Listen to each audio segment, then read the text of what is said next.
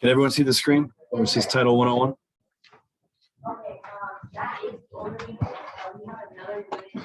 All right, and so I want to talk to this.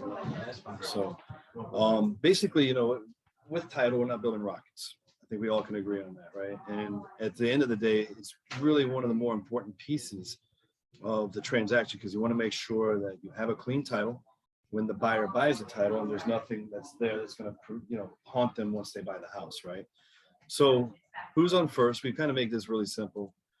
And what does title do? So the title company reviews the title, issues insurance policies. Hey, how you doing? Facilitates closings and files. Sorry about that. All right, and files and records all necessary paperwork. Now, it's the title company's duty to verify the current status of all the property taxes to avoid any dispute over taxes or unpaid bills. In other words, when the buyer buys the home, it is a clean title. So whatever the seller may owe on the title will be paid off. All right, so who's on second? And here's things to know. Communication, the timeline, and proper expectations for the client. So communication is being pretty important because everyone communicates slightly differently.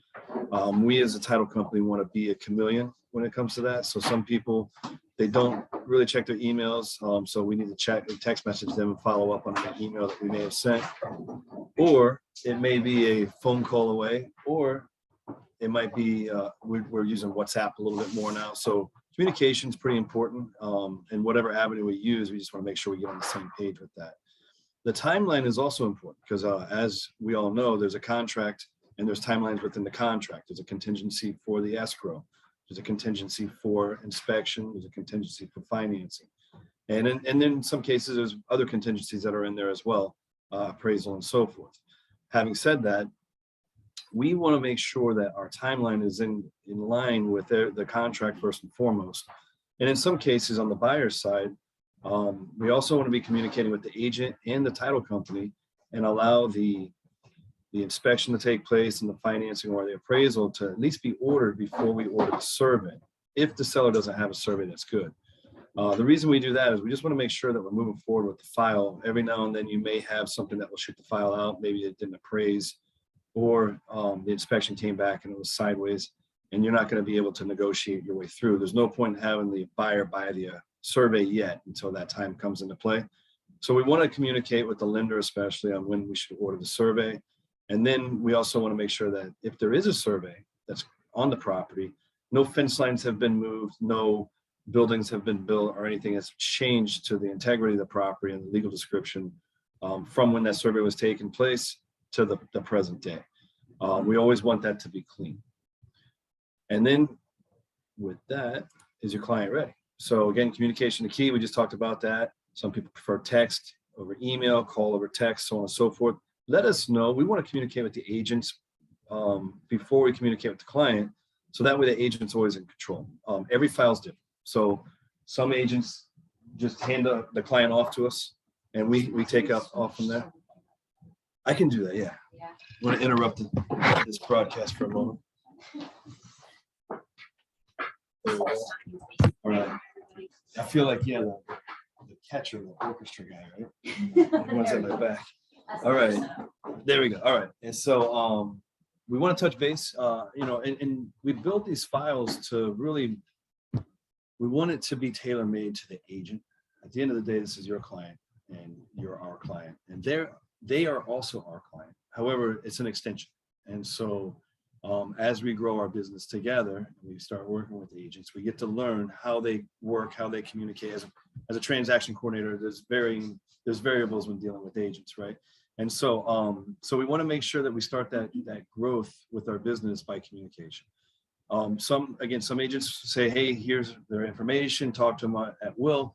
Others will say, all right, let me know what's going on first.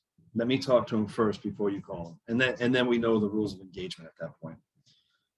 And so moving forward from there, we also want to make sure that about a week before we close, we get the commissions out to the agent to just verify that they're accurate. And sometimes it's 3 days to a week, depending on when we do it or when the weekend's in play. but we want to make sure that the commissions are accurate before we get the final numbers to the seller.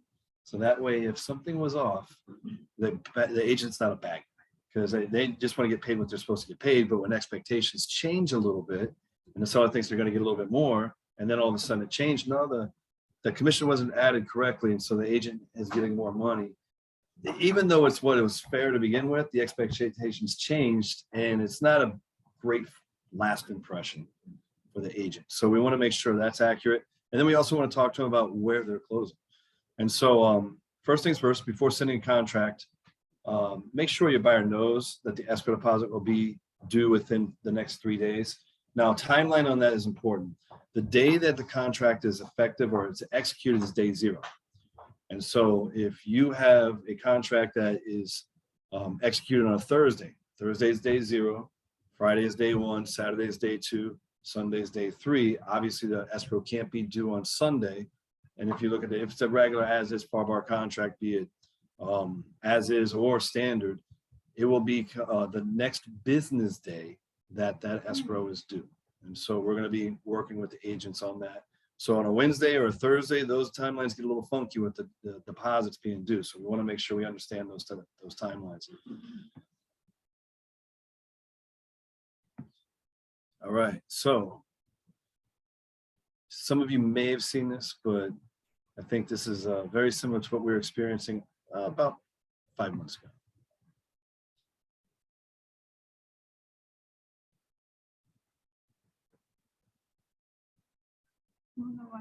Is the TV? Yeah, it's probably the volume on the TV.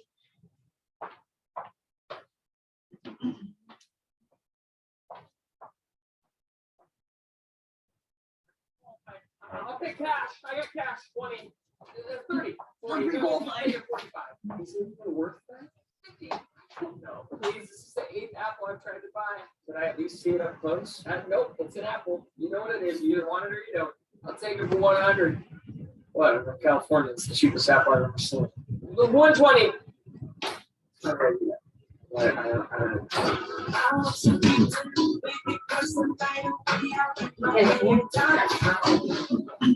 So as we move forward, yeah,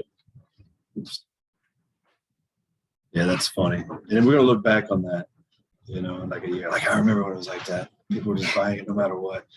So here's our timeline. Congratulations, got the contract signed in. We'll reach out to both buyer and seller. We're gonna obtain the client's full name. If it's a corporation, we also want to get the articles of incorporation to see who's the signer for that corporation. We want their phone number, email, along with all the other specifics. The reason we do that, we need to get the payoff of the seller. We want to make sure we have the ability to speak on the seller's behalf. And then for the buyer, we also want to make sure that the correct legal name and everything else is going on title as well. Then we'll get a welcome email sent out. We'll be involved with all parties, but it's going to be a welcome. Thank you. And then that email thread to update the team moving forward. The buyers will receive an email with wire instructions. Have them reach out for the password. Now, this is where we want to make sure we're doing phone calls, because there's a rise in wire fraud, especially in Florida. It's been the #1 state for fraud for about 2 decades. And so what we do with that is we'll send them the wire instructions. There's a password to get to the wire instructions. That'll require a phone call. So that way we know they're getting the right instructions and we're speaking to one of our people. From there, that will confirm, and then the escrow deposit should be sent after that. We discussed the survey.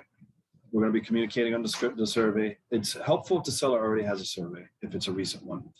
We're going to start lining up if there's a mobile notary needed. We're still in the remnants of a pandemic, so some people prefer a mobile notary and meet somewhere where it's comfortable. We are getting more people into the office now to do a closing, so we'll determine that as we move forward with the file. Where's your guys' closest office location from here? So we have 3 offices, one in St. Cloud, which isn't that close to here, but we have a Lake Nona and a Metro West. And our Lake Nona office is really close to the other Lifestyle. And we're looking at space in that building so we can be really close to that Lifestyle Lake Nona as well. Awesome. That's great. And then closing gifts. So let's talk about last impressions real quick. We are big on last impressions. We do take a real estate approach to title. So that's one of the reasons we want to check the commissions before anyone else sees it. We want to make sure that's accurate. We don't want anyone to have egg on their face because they had to get paid what they're supposed to get paid, right? And expectations changed on accident. From there, we also want to know, if they're in the office, we'll do a closing gift. So generally that's champagne for the sellers, and it's a cheesecake with a photo of the house for the buyers, something to that effect. But we want to just really make a good lasting impression, a positive experience. We all know there's bumps in the road when it comes to real estate. And generally it's right there at the end, right? Or maybe the payment changed a little bit, something came up. And so having something that really reminds them of the journey and why they were doing what they're doing, like again, the house being closed, now it's your house. Here's a picture of a cake with your house on it, right? Or here's a cake with a picture of your house on it. So those are all things that we look forward for a solid last impression. And that's a great time for reviews, and it's a great time for referrals at the same time. So then we talked about reaching out 1 week ahead of time. Our closer reach out for the scheduling, processing requests. If you guys do have processing requests, they generally will be up to 2 days before closing. So they'll do one last title update, just similar to a underwriter doing one last credit pool or verification of employment. But we want to make sure that the title's clean going in, that no mechanic lien popped up right before closing, something to that effect. And then from there,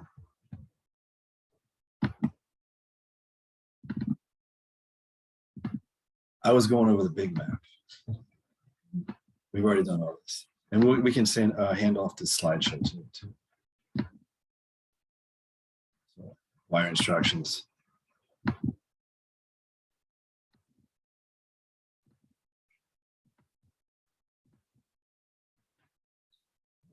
From the Alta, the details.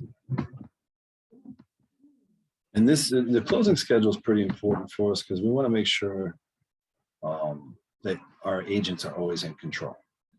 So if they want to be there, we want to make sure that they're available. Some cases you just can't be there, right? So we want to make sure they're taking care of that too. All right. And then I don't know's on third. So let's leave it to the professionals. So as we know, there's certain things that we're going to stay in our lane on. There's certain things that realtors will stay in their lane on. So contacting the client about decision making, we don't want to do that. That's not our lane, right? However, we will reach out with the wire instructions, and that's where we want to keep the agent from having to do that. We don't really want the agent to have anything to do with the personal information of a client or the wire instructions, because that minimizes liability against the agent. We'll take care of that. Arranging the inspection, not us. Sorry. Confirm what's escrow is in, that's us. Sending disbursement authorization. So if your broker sends us a disbursement authorization, you can send us wire instructions for your account. We will wire the commissions directly into your account. So it's at the moment, right? Versus sending it to the agent. This thing's moving with that. And then resources. So some of the things that we do offer is we can get you a net sheet. So that way you guys can figure out what the closing costs are. It's helpful if you can also get the payoff or an idea of the payoff. We do have attorneys on staff, so we can arrange 15-minute consultation if anyone's looking to speak with an attorney. Now, is that only if we have an actual contract with you guys, or? Just talk to Yeah, me. if you I want. mean, sometimes you have those like really whack questions, oddball, like out there, just let me know and I'll put you in contact with somebody. Yeah, and there's certain, what I find most of the time you need an attorney on is an escrow dispute. Yeah. That's where you really want to go over, the Or like trust. that dotted I's, crossed T's. You want to make sure everything that you did was right. So that way, and sometimes an escrow dispute, there's going to be a clear winner, right? But someone is still going to just drag it out because they're making it inconvenient. They're tying up your money. An escrow dispute just for the interpleader and the attorney to take it to the courthouse is going to generally run about $1,000. It could be a little more, it could be a little less, depending on where it is and the attorney that's handling it. So if you have a $1,000 escrow and you have a dispute, it's shot. So it's good to figure it out before it goes into the interpleader. We also do CE classes. So if you have credit or continuing education requirements to get your license renewed, you can pick up CE classes with us. We use our underwriters for that. And then if you want to do a one-on-one, about a specific topic, then we can grab some coffee and just go do a one-on-one. If you want to do training, you want to do anything along those lines. My background, I was a managing broker for Berkshire Hathaway for about 4 years, and I was a managing broker for Century 21. Really? So yeah, so I was actually doing real estate before I joined. I was using Mutual Title for a decade. You know, I was working with them. Our business relationship grew back when we were still in the housing crisis, and I sold hundreds of bank-owned homes between 2013 and 2016. So I learned quite a bit about the legal side of it. Berkshire does a lot of REOs, right? They did. There's like 1% REOs right now.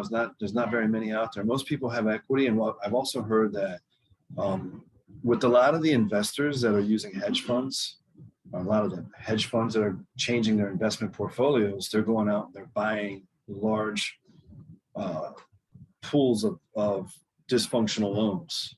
And they just get the foreclosure before it forecloses. And then they own it and they turn it into a rental or whatever they do with it. So what I'm finding is not a great deal of foreclosures are hitting the market like they used to be. They changed the business model somewhat. And it makes sense for the hedge funds because, I mean, they're going out. There was one that's under Blackstone, and they're talking about buying $5 billion worth of homes throughout the United States. And yeah, and so, and then I forget, Invitation Homes used to service these homes for Blackstone, right? And Invitation Homes has decided to get into the business and start buying inventory for themselves as well. So just in Florida, they had a goal in 2021 of buying 200 homes, and they only got to 68 because they kept getting outbid. And so what their buying budget wasn't hitting for it, and so they just kept getting outbid, right? But they still want 200 homes. And so they're back in the market doing it now. And so one way for them to do so is to buy it on the back end before it ever hits the market. All right, so what does a processor check for?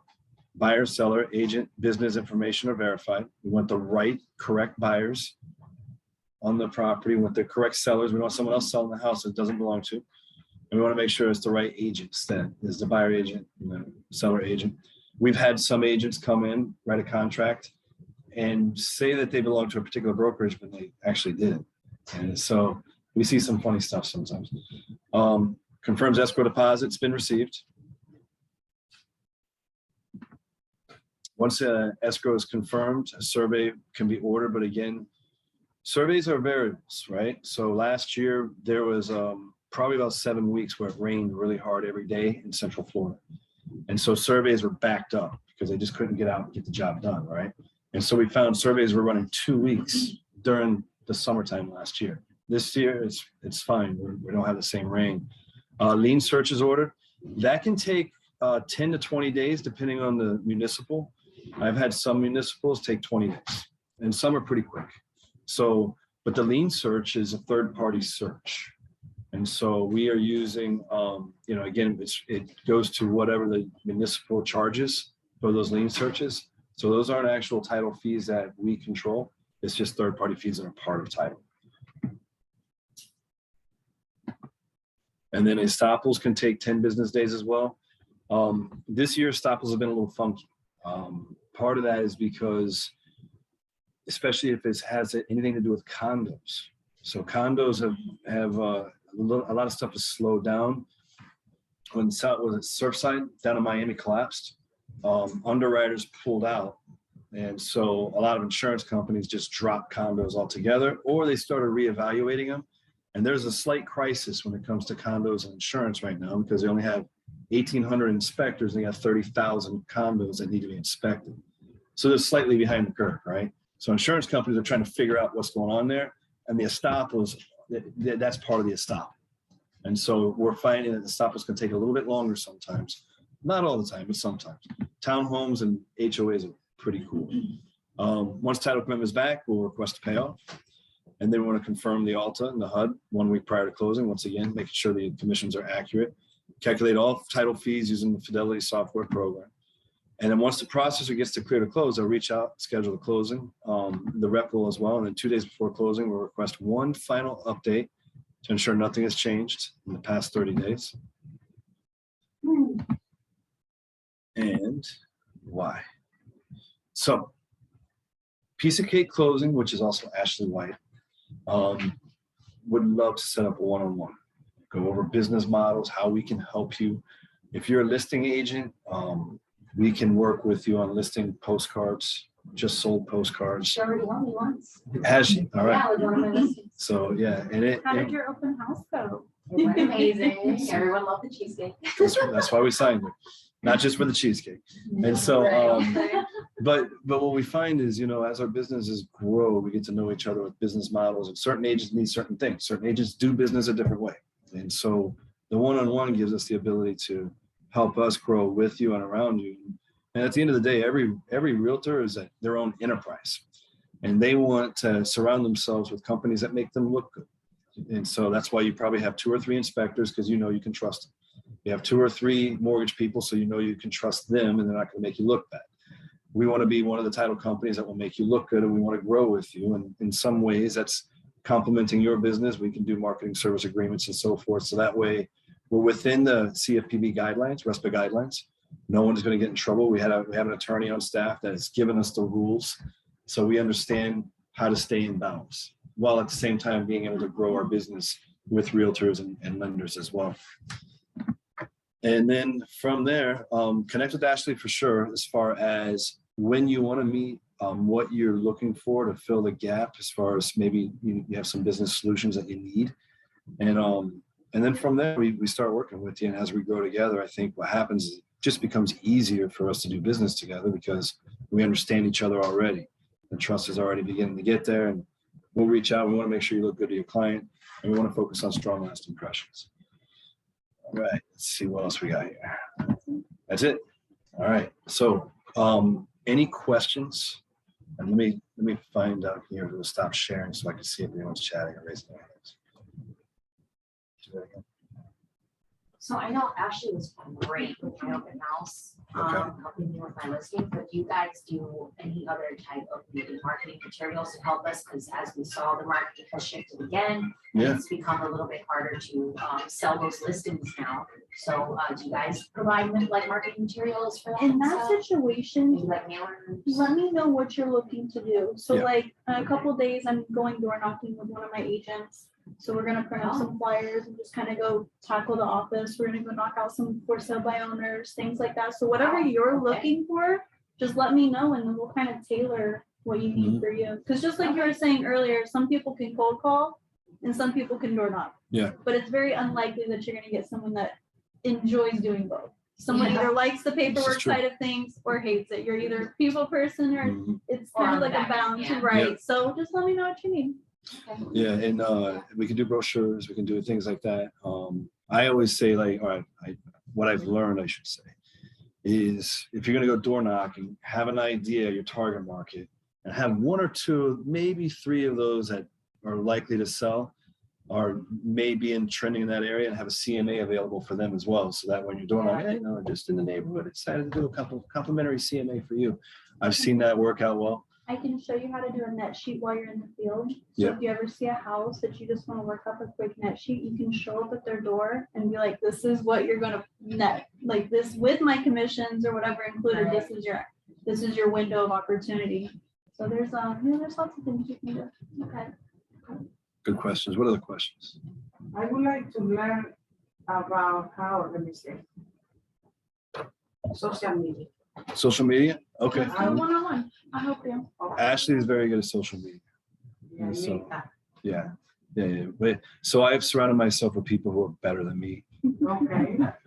Social We're media. still teaching him Zoom, so. Always should. I do all right with Zoom, but social media is something that I'm not. I know it's not one of my strengths. And so, but And Ashley, everyone's at a different point too, but if we have a couple agents that want to do like the social media, we can meet up for like a coffee and just do like a little training, kind of get you off the speed. Yeah. so and I can do. Yeah, I feel pretty strong at like listing presentations. I feel pretty strong at Remind. If you guys don't use Remind, it's a great way to find off-market properties.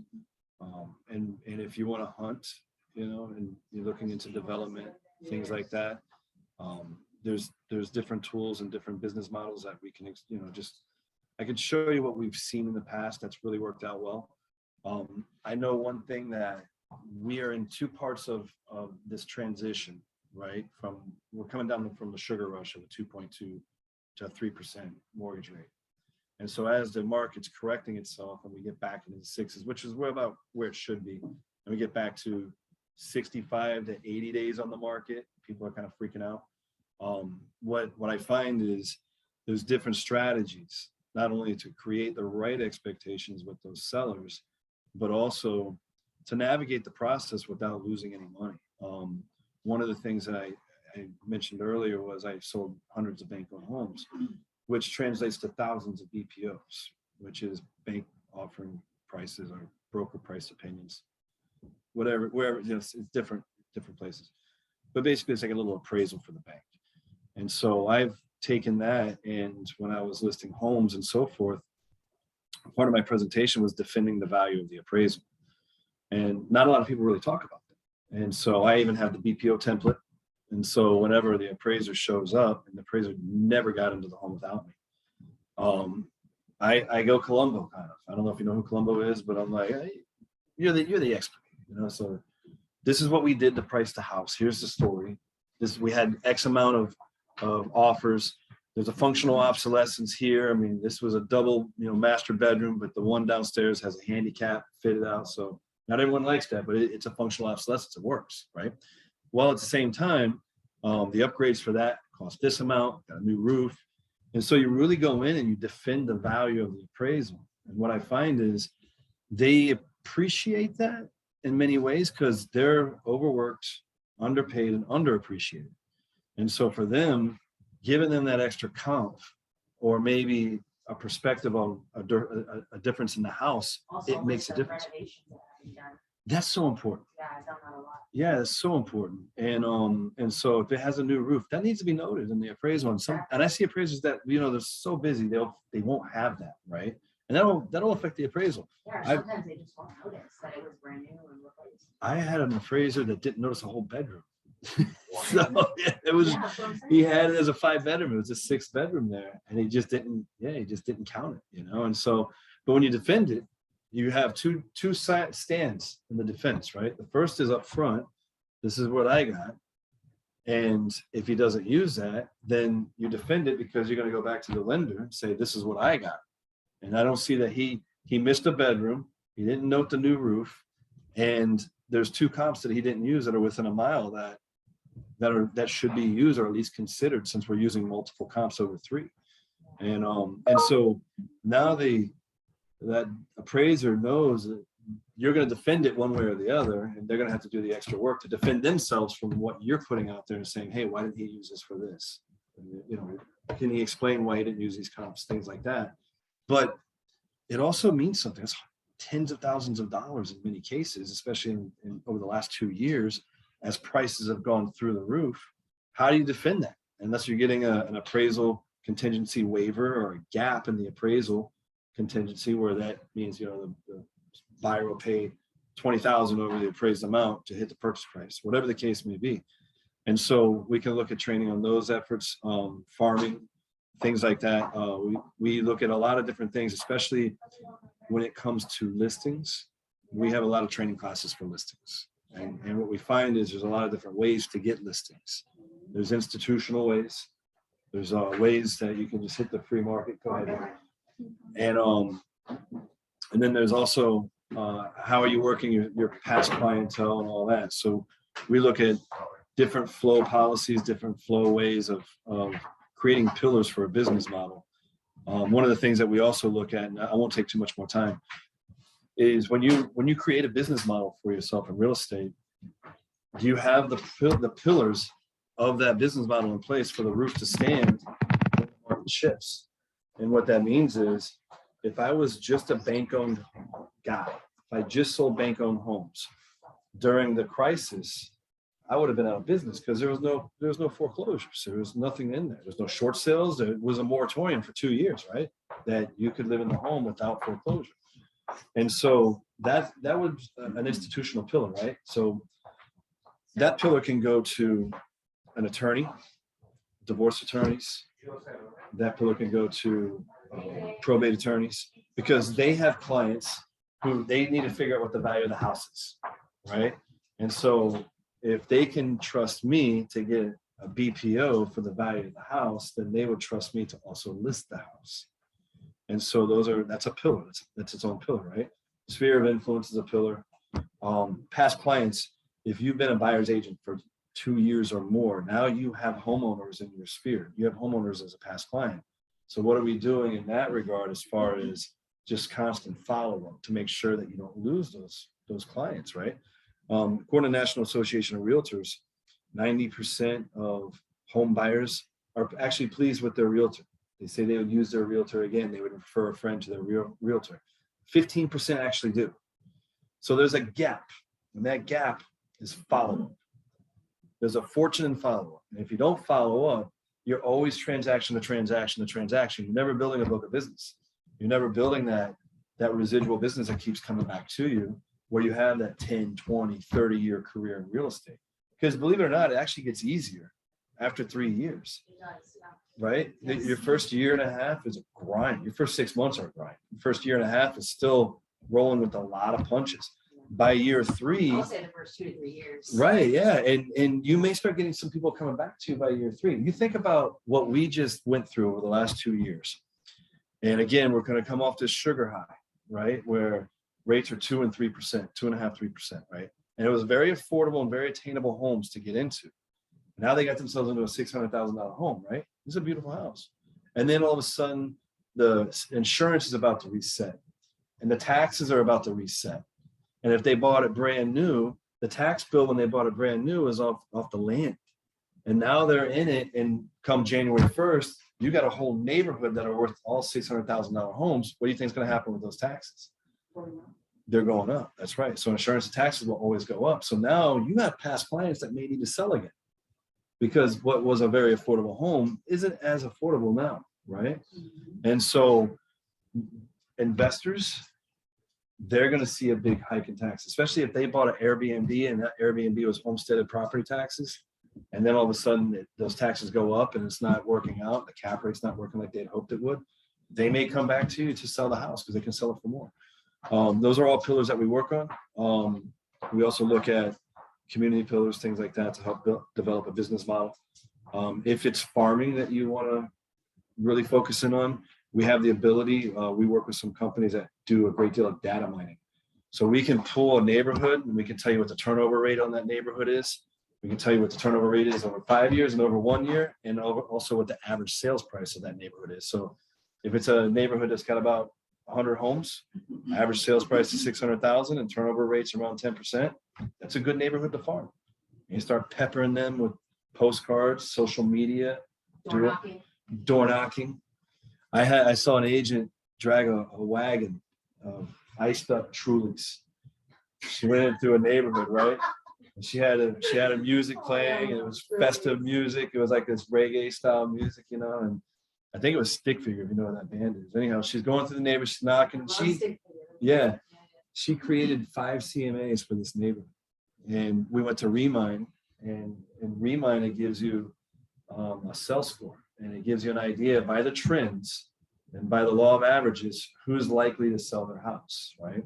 So she created these 5 CMAs, and she made sure that they're all homeowners that would be there, not rental properties, which she's giving a CMA to a renter. And so she goes in, she's got this wagon behind her, got this reggae music, great vibe, great energy, knocking on doors. Hey, guess what? I'm a friendly neighborhood realtor. I did a CMA for you. I just wanted to let you know I truly want to be your realtor. You want to truly, we can talk about the value of your home. The schools are great, super bubbly, you know, and most of the reception was great, but she got a listing out of it. And it was $1 million listing. Yes. Yeah, she happened to be right place, right time with the Trulies. Yeah. And you know, now she's seeing that she's doing it over and over and over. And it's not the same, but she's still getting good conversations. But no matter what, everyone remembers her. She just left that lasting impression because she's walking through your neighborhood with a wagon, iced up wagon full of Trulies, telling everyone she truly wants to be their agent. She's handing them out. So turned into a block party for her, right? And but she picked up the listing. It wasn't an easy deal. She'll tell you it was one of her hardest deals, but she got the listing and she closed out a $1 million deal. And so guess what she does when it's not so hot? She goes door knocking, you know. And she always has 4 or 5 CMAs available, so that way even if they don't want to sell at that moment, that leaves an impression, right? So those are, again, things we can just talk about with the one-on-ones or do another class on things of that nature. But we obviously, we want your business. We appreciate what we do get, the opportunities and so forth. And we want to come back to the, with value. We don't want to just be a transaction-based title company. We want to have value with all of our business relationships. Do you guys provide any type of tool to where we can actually perform our own seller net sheets for when we do listing appointments? And stuff? Absolutely. We can do it in a Excel spreadsheet or on your phone. I find the Excel spreadsheets work out pretty good because we have it where it's already auto-populated. So when you put in a purchase price, everything's auto-calculated. Okay. And here's the other thing. We're never going to lose a deal over fees. You're going to have sometimes someone who's jammed up. It's that VA buyer. It's that FHA buyer, right? And they're barely getting that 3.5%. They're, for the down payment. And they're looking for any which way they can squeeze a nickel into a dime, right? And so we'll work with you. Just let us know. Now, obviously, we can't give away every deal or we wouldn't be New World Title, would be closed. Well, you could But- match like another title. Absolutely. Yeah, we can match title. We'll do what we have to do to help you out with your clients and your businesses. Good question. Any more questions? There are great questions too. Is there a wait time on appraisals nowadays? So appraisals are, they're not really our lane, but what we are seeing is their run time is about 7 to 10 days, depending on where you are. And what I've seen as far as best practices go with some selling agents is they will require that the appraisal and the inspection are ordered at the same time upon contract being executed. And so they're instead of making an appraisal contingency where they're waiving it, they're saying, no, order it right away. So that way, if we get past the inspection and then it doesn't appraise, we can figure this out within a week and we'll put it back on the market versus letting you take it off the market for 2 weeks, 21 days, whatever the case may be, You know? and then it falls through. A lot of us are asking the buyer's agents to just go ahead and tell lender to order it right away. So that way we don't make it all the way to closing and find out, hey, it's not gonna close because of yeah. appraisal. Oh yeah, you know? absolutely. So we've been doing that a lot. And that's great. And that also, guess what that also does is it tells us everyone is more efficient with ordering the survey. And so, I mean, think about surveys, we're starting to explore more land deals, right? And if it's an acre of land, that survey can be $700-800, depending on where it is. If it's large acreages of land, then you have even more. And they got to get out there and they need time to do the boundaries and all that stuff. They need time to get out there in the woods and the swamp or wherever they are and get that done. We're also seeing a lot of now attainable homes being someone purchasing a property and then lining up a builder and doing a construction perm loan and then doing the impact fees and all that. So what happens there is there's almost 3 transactions in one because you're purchasing the land, then you're getting the contract for the construction, and then you refinance it to the perm. And there are some lenders out there that are doing one-time closings on this, but we're seeing more of those as a ways and a means for more affordable housing, especially on the outskirts of the Tampa and Orlando area. And so where you can get lots cheap and you can get, FHA now is at 420. It used to be 378. And so now you can get a loan up to 420,000, which is pretty good. But in some areas of Orlando and Tampa, you're still priced out. So good questions.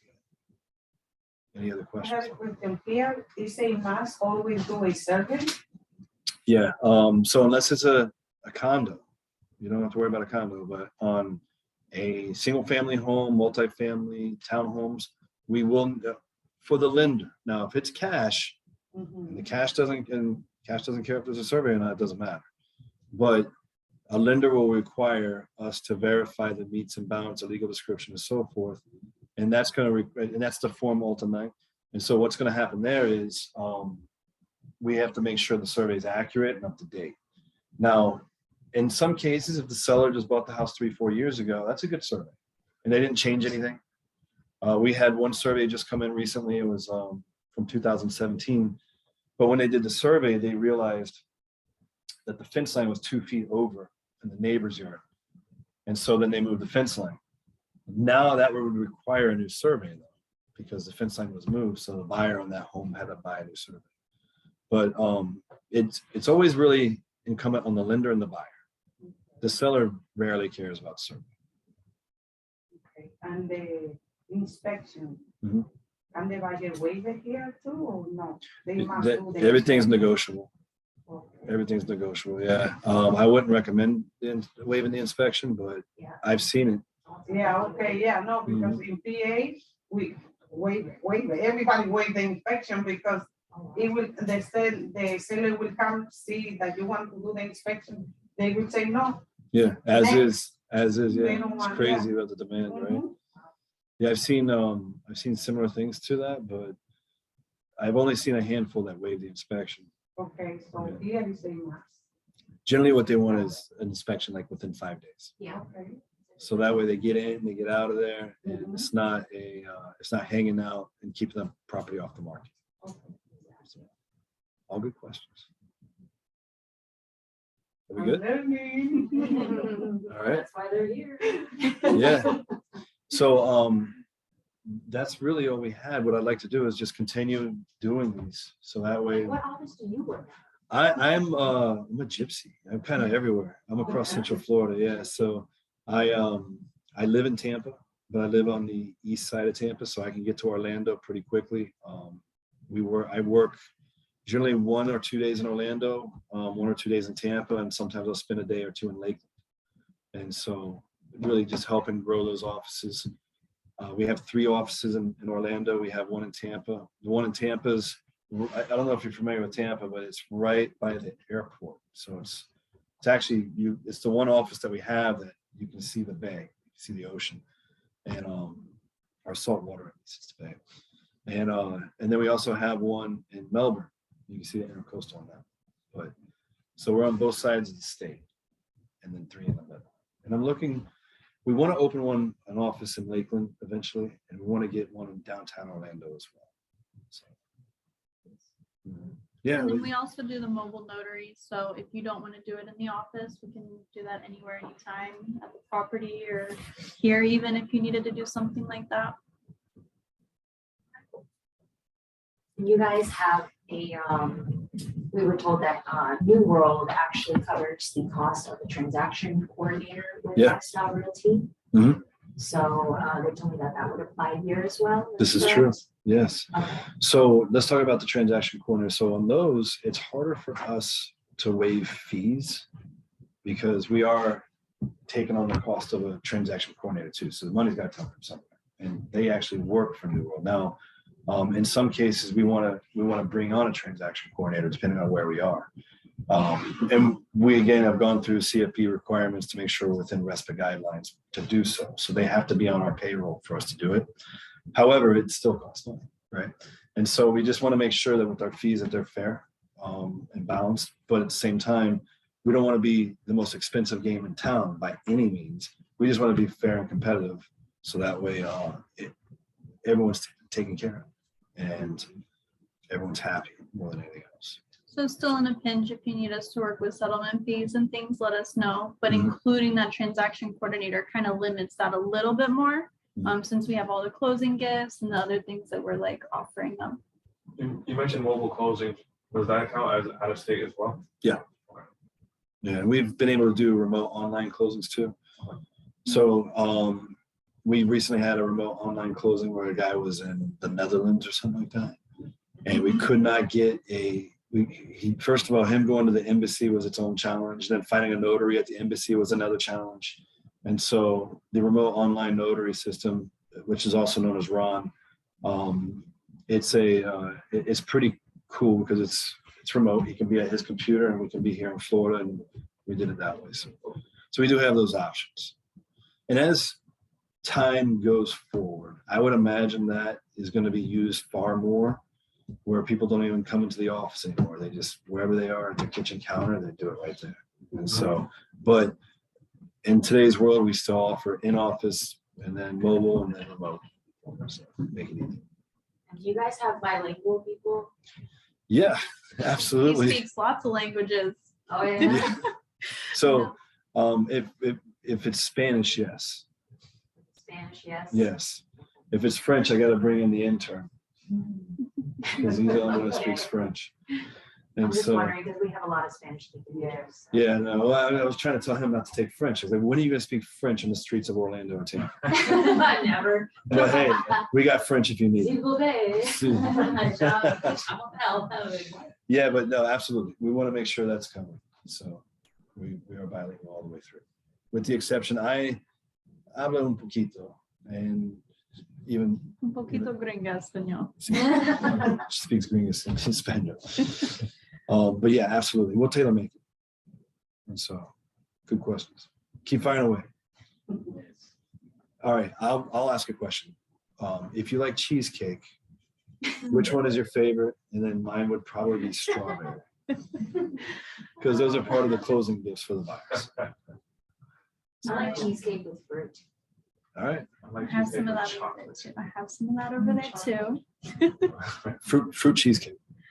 No, I have some, Chocolate. I have some chocolate, strawberry, and vanilla cheesecakes over here for you guys. I like Did the strawberry. She's like, I'll just take everything, no worries. The only person who's like, give me whatever.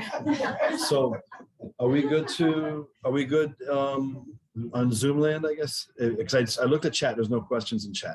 No one's raised their hand. We just want to wrap it up. Does anyone have questions? Yeah, if anyone has questions, fire away. Did you check the chat? No questions. Yeah, no chat. No chat. All right. Thank you for the opportunity. I really appreciate it, guys. I got it.